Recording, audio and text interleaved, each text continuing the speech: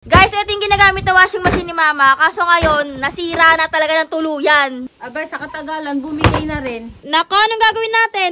Ay di, tumingin tayo ng bago. Tingin lang. O, tingin lang. Tingin lang ha. Tingin lang daw ha. Duda ako dyan sa tingin lang. Siyempre, sasama ako. Huy. Sama na naman.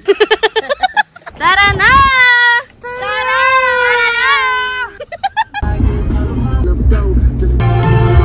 Dito na kami guys. Grabe, ginabi na kami.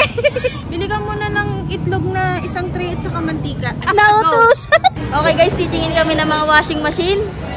Ma, pili ka daw ma. Bibilang ka daw ni Miggy. Yung mahal na yung kunin mo. Ang mahal na ang kunin ko. Tuwa-tuwa eh. Sabi namin kanina, titingin lang kami. Ngayon, bibili na talaga. Magkano yan? 18. Magkano ba yan? 21, 22. Itong maganda sa inyo dun Maayaw mo ng ganito, yung mga ganito Gusto, wala pa tayong budget ngayon. Gusto ko. Ayaw ba kayo, mayroon daw.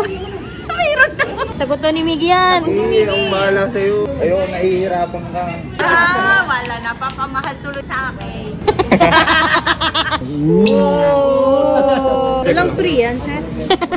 Free daw to ma, free. Ayan, free na. Di ba gusto mo niyan kanina? Akin to. Yung ngiting may bagong washing machine. Yeah. Merry Christmas. Yan ang regalo. Regalo eh. Sobrang thank you. Yeah. Yay. Thank you po. Ito na, nakabili na ako ng itlog at mantika. Mag-grocery na muna kami.